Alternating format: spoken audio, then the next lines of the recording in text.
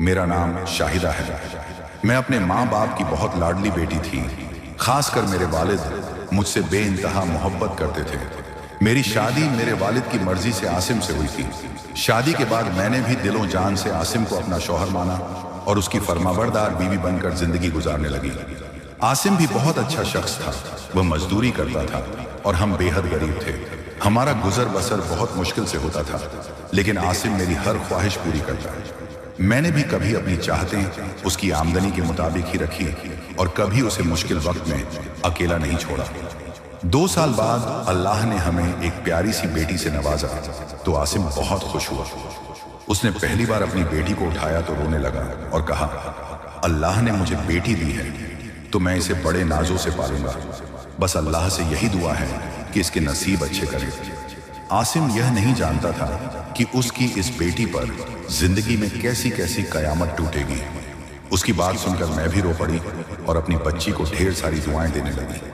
ہمارے حالات چاہے جتنے خراب تھے، لیکن اس کے باوجود میں اپنے شوہر کے ساتھ سکون سے زندگی بسر کر رہی تھی۔ میری والدہ کا انتقال ہو چکا تھا اور میرے والد ہی میرا مائکہ تھا۔ میرا ایک بھائی تھا جو اب شادی شدہ تھا۔ جب تک میری امی زندہ تھی میں ہفتے 2 ہفتے میں مائکے کا چکر ضرور لگاتی تھی، لیکن ماں کے انتقال کے بعد ابو اکیلے رہ گئے تھے تو میں ہفتے میں 1-2 بار ضرور جاتی اور ابو کے ساتھ وقت بتاتی، ان کے کپڑے دھوتی اور گھر کے کاموں میں مدد کرتی۔ لیکن یہ سب باتیں میری بھابھی کو بہت بری لگنے لگیں۔ اسے یہ غصہ تھا کہ میں ہر وقت بچی کو لے کر مائکے کیوں چلی آتی ہوں۔ ابو مجھے دیکھ کر خوش ہو جاتے تھے، لیکن میری بھابھی نے دھیرے دھیرے میرے بھائی کو ہمارے خلاف کر دیا۔ اب بھائی مجھے اپنے گھر میں دیکھ کر منہ بنانے لگا اور مجھ سے ملنے کے بجائے جلدی سے چلا جاتا۔ ایک دن میں بھائی کے گھر پہنچی تو ابا میری راہ دیکھ رہے تھے۔ میری بھابھی گھر میں ہی تھی۔ مجھے دیکھتے ہی اس نے منہ پھیر لیا اور کمرے میں چلی گئی۔ پھر کچن میں جاتے ہوئے اس نے بڑبڑاتے ہوئے کہا، لوگوں کو اپنے گھروں میں سکون کیوں نہیں ملتا؟ جب دیکھو منہ اٹھا کر چلے آتے ہیں۔ اس کی یہ بات مجھے بہت بری لگی۔ کچھ دیر بعد بھائی گھر آیا تو میری آنکھوں میں آنسو آ گئے۔ میں بھائی کی لاڈلی بہن تھی اور ہمارا بچپن ایک ساتھ گزرا تھا۔ میں اس سے چھوٹی تھی، لیکن بچپن میں جو بھی چیز اسکول سے خریدتی تو بھائی کو دے دیتی تھی۔ بھائی نے مجھے روتے دیکھا تو پوچھا، کیا ہوا؟ کیوں رو رہی ہو؟ کیا شاہدہ نے کچھ کہا یا کوئی پریشانی ہے؟ میں نے جلدی سے آنسو پوچھے اور کہا، نہیں بھائی، بس تمہاری بیوی نے مجھے دیکھ کر منہ پھیر لیا اور مجھ سے ایک لفظ بھی نہیں بولا اور پھر طرح طرح کی باتیں کرتی رہی۔ میں نے آگے کہا، میں یہاں ابو کے لیے آتی ہوں، اگر تمہاری بیوی کو پسند نہیں تو میں اب نہیں آؤں گی۔ بھائی نے یہ سنا اور خاموشی سے کمرے میں چلا گیا۔ اس نے جب اپنی بیوی سے یہ بات کہی تو بھابھی نے شور مچا دیا۔ وہ لڑنے لگی اور بات یہاں تک پہنچی کہ اس نے کہا، اس گھر میں یا تو تمہاری بہن رہے گی یا پھر میں۔ جب بھی آتی ہے گھر کا سکون برباد کر کے چلی جاتی ہے۔ شادی شدہ ہے تو اپنے گھر کیوں نہیں رہتی؟ روز اپنی بیٹی کو لے کر یہاں چلی آتی ہے۔ مفت کی روٹیاں جو مل جاتی ہیں۔ بھابھی کی یہ بات سن کر میرا وجود پتھر کا ہو گیا۔ ابو نے بھابھی کو ڈانٹنا شروع کر دیا اور بھائی بھابھی اور ابو آپس میں لڑنے لگے۔ میرا دم گھٹنے لگا اور میں خود کو اس سب کا قصوروار سمجھنے لگی کہ میری وجہ سے ان کے گھر میں جھگڑا ہوا۔ میں نے ہاتھ جوڑ کر سب سے معافی مانگی اور کہا، مجھے معاف کر دیجیے، آج کے بعد میں اس گھر میں قدم نہیں رکھوں گی۔ ابو یہ سن کر جارو قطار رونے لگے اور کہنے لگے، یہ تمہارے ابو کا گھر ہے، تمہیں یہاں آنے سے کوئی نہیں روک سکتا۔ لیکن میں خاموش رہی اور اپنی بچی کو لے کر واپس گھر چلی آئی۔ اس دن کے بعد میں نے کبھی بھائی کے گھر کا رخ نہیں کیا۔ البتہ ابو مجھ سے ملنے ضرور آ جایا کرتے تھے۔ میں نے گھر آ کر شاہدہ کو سب بتا دیا تو عاصم مجھے سمجھانے لگے کہ تمہارا بھائی اب شادی شدہ ہے، اس کی اپنی زندگی ہے، آج کے بعد تم وہاں نہیں جاؤ گی، بلکہ اگر تمہیں ابو سے ملنا ہوگا تو میں خود جا کر تمہارے ابو کو یہاں لے آیا کروں گا۔ میں بھی خاموش ہو گئی، لیکن اندر ہی اندر یہ بات تکلیف دینے لگی کہ شادی کے بعد میرا بھائی بدل چکا ہے۔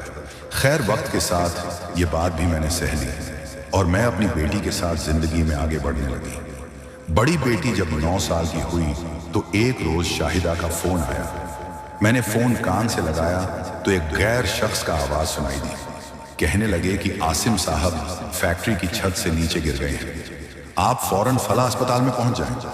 یہ سنتے ہی میرے پیروں تلے زمین نکل گئی मैंने फौरन अपनी बेटी को साथ लिया और रिक्शा पकड़कर अस्पताल की तरफ निकल पड़ी।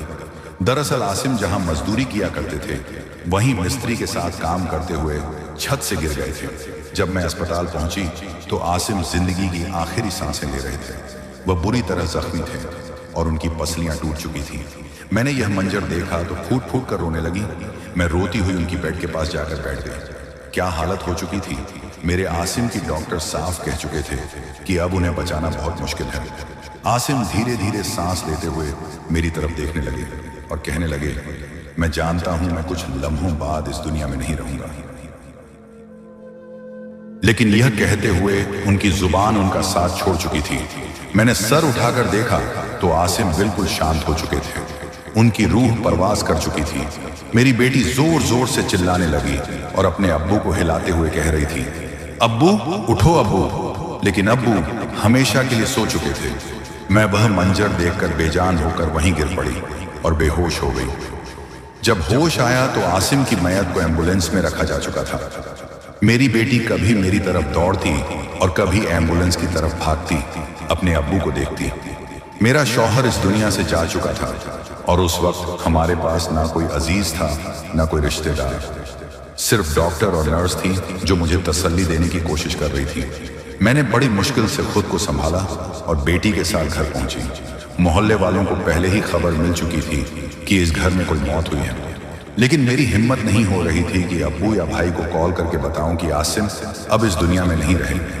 मेरी मासूम बेटी अब भी अपने अब्बू के पास बैठी रो रही थी और बार बार उन्हें उठा रही थी, मगर वह अब हमेशा के लिए खामोश हो चुके थे।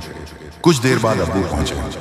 मैंने उन्हें देखा तो और ज्यादा टूट गई और उनके सीने से लगकर फूट फूट कर रोने लगी। भैया और भाभी भी कुछ देर बाद आए। आसिम को आखिरी सफर पर ले जाया गया और मिट्टी तले दफन कर दिया गया। मेरा भाई मेरी तरफ बढ़ा और मुझे सफेद चादर उड़ा दी। यह मेरी बेवा की पहचान थी। एक वक्त था जब मैंने लाल दुपट्टा ओढ़कर आसिम के घर दुल्हन बनकर कदम रखी थी और आज उसी घर में सफेद चादर ओढ़कर बेवा बन गई थी। मुझे सब कुछ किसी बुरे ख्वाब जैसा लग रहा था। कभी सोचती कि अभी जाग जाएंगे और सब ठीक हो जाएगा, लेकिन यह ख्वाब नहीं, हकीकत थी। आसिम अब नहीं रहे। भैया और भाभी थोड़ी देर बाद वापस चले गए, मगर अब्बू मेरे पास ही रहे। उस वक्त मुझे किसी अपने का सहारा चाहिए था। जिस घर में हम रहते थे वह किराए का था। जब मेरी ईदत खत्म हुई तो एक दिन मकान मालिक आया। उसने पहले आसिम के इंतकाल का दुख जताया और फिर कहने लगा, बहन मुझे मालूम है कि तुम्हारे ऊपर मुश्किल वक्त आ गया है, लेकिन 5 महीने हो चुके हैं और तुमने अब तक किराया नहीं दिया। मैं भी मजदूर आदमी हूं और इस किराए से ही मेरा गुजारा होता है। अगर हो सके तो किराया दे दो ताकि मेरे भी हालात सुधर सके। यह सुनकर मुझे और भी फिक्र होने लगी। 5 महीने का किराया बहुत ज्यादा था और मेरे पास कुछ भी नहीं था। अब्बू ने मुझे तसल्ली दी और कहा, फिक्र मत करो बेटा, मैं तुम्हारे भाई से बात करता हूँ। वह तुम्हारा किराया चुका देगा और तुम्हें अपने घर ले जाएगा। अब्बू वापस गए तो मुझे उम्मीद थी कि भाई मेरी मदद करेगा, मगर जब अब्बू लौटे तो थोड़े परेशान लग रहे थे। मैंने पूछा, क्या हुआ? अब्बू भाई ने पैसे दे दिए? अब्बू ने हल्की मुस्कान के साथ कहा, हाँ बेटा, मैं पैसे ले आया हूँ। तुम्हारा भाई ने दे दिए हैं? कुछ देर बाद मकान मालिक आया तो अब्बू ने उसे पैसे दे दिए। जब वह पलटे तो मैंने पूछा, अब्बू क्या भाई ने पैसे दे दिए थे? तो अब्बू की आंखों में आंसू आ गए। अब्बू बोले, वह कह रहा था कि हमारा खुद का पेट पलता नहीं है, मैं पैसे कहां से लाऊं, इसलिए मैंने मजबूर होकर अपने दोस्त से पैसे उधार ले लिए। उसे कह दिया है कि पेंशन से थोड़ा थोड़ा जमा करके उसे लौटा दूंगा। ये सुनते ही मैं रोने लगी। मुझे पता था कि भाभी भाई को इतने पैसे नहीं देने देंगी। अब्बू भी कहने लगे, बेटा अब हर महीने का किराया कैसे दिया जाएगा, चलो अब मेरे साथ मेरे घर चलो। मकान का किराया चुकाने के बाद मैंने मजबूर होकर अपना सामान पैक कर लिया। मुझे भी पता था कि अब हर महीने किराया कौन देगा। मैं अपने अब्बू के साथ मायके की दहलीज पर पहुंच गई, जो अब मायका नहीं रहा था बल्कि मेरे भाई का घर हो चुका था। मैंने अपना और अपनी बच्ची का हाथ थामे घर में कदम रखा। मुझे देखकर भाई और भाभी चौंक गए और परेशान हो गए। सामान के साथ मुझे देखकर भाभी फौरन बोल उठी, क्या यह अब यही रहेगी? मेरे अब्बू ने फौरन जवाब दिया, भला हमारे अलावा इसका है ही कौन? आज से यह हमारे ही पास रहेगी। भाभी बड़बड़ाते हुए अपने कमरे में चली गई और भाई भी मुंह बनाकर अपने कमरे में चला गया। मेरी बच्ची बहुत मासूम थी और अब भी अपने बाप की मौत के सदमे में भी थी, इसलिए काफी चुप चुप सी रहने लगी। मैंने अपने अब्बू के कमरे में सारा सामान रख दिया और हम वहीं एक कमरे तक सीमित होकर रहने लगे। मैंने अपनी बच्ची को समझा दिया था कि अपनी मामी और मामा को तंग ना करना और अपने कजन्स के साथ कोई शरारत भी नहीं करना। मेरी बेटी समझदार थी और उसने सब कुछ समझ लिया। भाई के 2 बेटे थे। बड़ा बेटा 10वीं में और छोटा 7वीं क्लास में पढ़ता था, जबकि मेरी बेटी 4थी क्लास में थी। कुछ रोज यूं ही गुजर गए। मैं भाई और भाभी का दिल जीतने के लिए घर के सारे काम करने लगी। जो काम भाभी करने लगती मैं खुद कर देती, ताकि उन पर कोई एहसान ना लगे। बदले में वह मुझे 3 वक्त का खाना दे देते और यही मेरे लिए बहुत था। एक दिन मैं भाभी के कमरे की सफाई कर बाहर निकली तो कुछ देर बाद भाभी ने शोर मचा दिया। ड्रेसिंग टेबल पर मेरी सोने की अंगूठी रखी थी, वह कहाँ गई? मैंने जब यह सुना तो मेरा चेहरा लाल हो गया। मैं कहने लगी, भाभी मैंने तो आपकी कोई अंगूठी व पड़ी नहीं। देखी भाभी मुझे गुस्से से देखने लगी और बोली, मैंने खुद वॉशरूम जाने से पहले उतार कर रखी थी, कहीं तुमने चोरी तो नहीं कर ली? भाभी की यह बात सुनकर मेरा वजूद कांप गया। मैंने अपने कानों को हाथ लगाते हुए कहा, मैं ऐसा भला क्यों करूंगी? आपकी चीज चुरा कर मैं क्या करूंगी? तभी भाभी का बड़ा बेटा बाहर निकला और बदतमीजी से कहने लगा, मैंने अपनी आंखों से देखा था कि नूरी तुम्हारे कमरे से कोई चीज उठाकर छुपाते हुए जा रही थी। तो भाभी आग बबूला होकर मेरी बच्ची के पास आई, जो उस वक्त स्कूल की पढ़ाई कर रही थी। भाभी ने उसका बैग खोला तो उसमें से उनकी सोने की अंगूठी निकल आई। यह देखकर मेरा चेहरा जर्द पड़ गया। मेरी बच्ची हैरत में गूंगी बनी बैठी रही। उसी वक्त भाई भी घर आ गया। भाभी ने अंगूठी दिखाकर कहा, देख लो मंजूर, तुम्हारी बहन और भांजी के कारनामे मेरी बच्ची सहम कर जारों तार रोते हुए कहने लगी, मैंने कोई चोरी नहीं की। थोड़ी देर पहले अनवर मेरे पास आया था। उसने किताब लेने के बहाने मेरा बैग चेक किया था और वहीं यह अंगूठी रखकर गया है। अनवर यह सुनते ही बिगड़ने लगा। मैं हैरान परेशान थी कि भाई का बेटा इतनी बड़ी साजिश कैसे कर सकता है। मुझे अपनी बच्ची की आदतों का अच्छी तरह पता था। वह कभी भी ऐसी हरकत नहीं कर सकती थी, लेकिन मेरी मजबूरी थी, मैं कुछ भी नहीं बोली। अब वह मेरी बच्ची को कमरे में ले गए और पूछने लगे, क्या तुमने चोरी की है? मेरी बच्ची फौरन कहने लगी, मैं भला चोरी करके क्या करूंगी? मैंने ऐसा कुछ भी नहीं किया। मुझे अपनी बच्ची की बात पर पूरा यकीन था, लेकिन मैंने यह बात नजरअंदाज कर दी और उसे सिर्फ अपने कमरे तक महदूद कर दिया। वह अब कमरे से बाहर भी नहीं निकला करती थी। कुछ दिन ही गुजरे थे कि एक दिन भाभी ने फिर शोर मचा दिया। मेरा सोने का हार नहीं मिल रहा, जो मैंने शादी में पहनने के लिए निकाला था। ज्वेलरी बॉक्स अब बिल्कुल खाली पड़ा है। ये सुनते ही मेरे होश उड़ गए। मैंने पहले ही कह दिया, मेरी बच्ची का इसमें कोई कसूर नहीं हो सकता, आप ही ने कहीं रख दिया होगा। लेकिन भाभी ने फिर मेरे कमरे में आकर उसकी तलाशी लेने लगी। आज अनवर ने फिर कहा, मैंने नूरी को आपके कमरे के बाहर देखा था। मेरी बेटी बोली, आज गली में अनवर अपने दोस्तों को बहुत सारे पैसे दिखा रहा था, जो सारे 500 के नोट थे। वह लोग दुकान से सिगरेट भी खरीद रहे थे और बहुत सारी चीजें खरीदी हुई थी। यह सुनते ही मेरे पैरों तले जमीन खिसक गई। भाभी हड़बड़ाकर अपने बच्चे की तरफ देखने लगी, जो मासूम चेहरा बनाए खड़ा था। मेरा भाई गुस्से से आगे बढ़ा और मेरी बच्ची को मारने लगा। कहने लगा, तेरी हिम्मत कैसे हुई जो मेरे बच्चे पर इल्जाम लगाए? तेरे आते ही इस घर में तमाशा फैल चुकी है। अपने बाप के साथ मर जाती तो अच्छा था भाई। कि यह बातें सुनकर मेरा वजूद कांप उठा। भाई को रोकने लगी, तब तक अब्बू आगे बढ़े और भाई को बच्ची से दूर करने लगे और बोले, क्यों मार रहे हो बच्ची को? जब ये कह रही है उसने ऐसा वैसा कुछ नहीं किया तो तुम अपनी औलाद पर ध्यान दो। हो सकता है तुम्हारे बच्चों ने चोरी की हो। हर जगह हर वक्त बाहर आवारागर्दी करते रहता है। भाई ने यह सुना तो गुस्से में अब्बू को भी थप्पड़ मार दिया और बोला, आप भी अपनी बेटी की तरफदारी कर रहे हैं। यह तो शक्ल से ही चोरनी लगती है।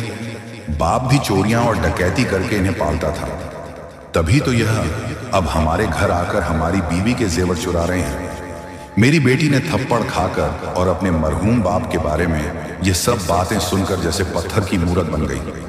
अपने शौहर के बारे में ये सब सुनकर मुझसे भी बर्दाश्त नहीं हुआ तो मैं चीख पड़ी। भाई के पास जाकर उसे बोलने लगी, तुम्हारी हिम्मत कैसे हुई मेरे शौहर के बारे में ऐसा कहने की? वह तो अब इस दुनिया में नहीं है, उसे बख्श दो। बच्चों की लड़ाई में तुमने अब्बू पर हाथ उठा दिया। मुझे अपनी बच्ची की परवरिश पर पूरा यकीन है, लेकिन तुम्हें अपने बच्चों पर ध्यान देना चाहिए था। जब अब्बू कह रहे थे तो तुम्हें अपने बेटे की भी तहकीकात कर लेनी चाहिए थी। तभी भाभी ने आकर मुझे थप्पड़ मारा और बोली, हमारे टुकड़ों पर पलते हो और हमें ही बातें सुनाते हो, दफा हो जाओ हमारे घर से। मैं गुस्से में बोली, नहीं रहती आपके घर में, आपका एहसान काफी है जो अब तक हमें रखा। भाई भी गुस्से में आकर बोला, अब्बू को भी साथ लेकर दफा हो जाओ, अब और बोझ नहीं उठा सकता। खबरदार, जो तुम लोगों ने दोबारा इस घर में कदम रखा। यह कहकर भाई चला गया। अब मैं क्या करती, और बर्दाश्त करना मेरे बस से बाहर हो गया था। मैंने मजबूरी में अपना सामान पैक किया। जब अब्बू को उठाने लगी तो वह अचानक पीछे गिर गए। वह बिल्कुल ठंडे पड़ चुके थे। मैं घबरा गई और उन्हें डॉक्टर के पास ले गई। भाई भी मेरे साथ था, लेकिन डॉक्टर ने बताया कि अब्बू का हार्ट अटैक से इंतकाल हो चुका था। भाभी ने फौरन कहा, यह सब तुम्हारी वजह से हुआ है।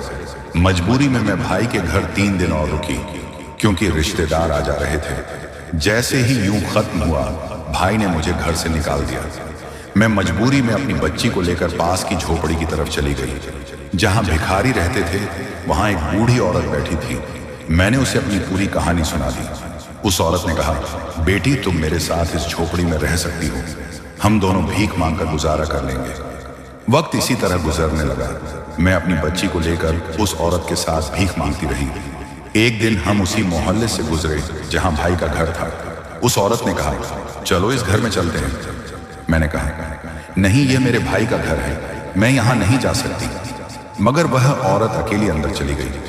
मेरी बच्ची भी उसके पीछे भागकर घर में चली गई। थोड़ी देर बाद मेरी बच्ची बाहर भागती हुई आई और बोली, अम्मी चलो जल्दी अंदर। उसके पीछे मेरा भाई भी बाहर आ गया और आते ही मैं कदमों में गिर पड़ा। वह रोते हुए कहने लगा, बहन मुझे माफ कर दो, मुझे सारी हकीकत पता चल चुकी है। घर की सारी चोरियां मेरा बड़ा बेटा अनवर करता था। तुम्हारे जाने के बाद उसने डकैती और चोरी भी शुरू कर दी थी। पुलिस ने उसे गिरफ्तार कर लिया है और अब वह जेल में अपनी सजा काट रहा है। तुम्हारी भाभी के जिस्म पर भी अजीब से नीले निशान पड़ने लगे हैं। डॉक्टर ने बताया कि उसे कैंसर है और वह आखिरी स्टेज पर है। वह जिंदगी की आखिरी सांसें ले रही है। उसे मौत भी नसीब नहीं हो रही। ये सब उसके की सजा है, क्योंकि वह तुम्हें झूठे इल्जाम में फंसाने में अपने बेटे का साथ दे रही थी। तो हो सके तो हमें माफ कर दो। मैंने भाई से कहा, माफी मुझसे मत मांगो, माफी अब्बू से मांगो, क्योंकि तुमने अपने बाप जैसी शख्सियत पर हाथ उठाया। तुम्हें उसी का फल मिल रहा है। तुम्हारा बेटा जेल में है और बीवी तड़प तड़प कर मर रही है। भाई मुझे भाभी के पास ले गया, जो चीख चीख कर रो रही थी। वह कहने लगी, मुझे माफ कर दो ताकि मुझे मौत नसीब हो सके, मुझे माफ कर दो ताकि मुझे कब्र नसीब हो सके। उसकी हालत देखकर मेरी रूह कांप गई। मैंने उससे कहा, मैंने तुम्हें माफ किया, दुआ करो कि अब्बू भी तुम्हें माफ कर दे और तुम्हारी आखिर तक बर्बाद ना हो। कुछ दिनों तक भाभी तकलीफ में रही और फिर उसे मौत नसीब हो गई। भाई ने उसकी तदफीन कर दी। अब भाई और मैं अपनी बच्ची के साथ उसी घर में अकेले रहते हैं। हम दोनों अक्सर यही सोचते हैं कि काश रिश्तों में यह नफरतें और मक्कारी ना होती, तो आज हम सब मिलकर खुशहाल जिंदगी बसर कर रहे होते।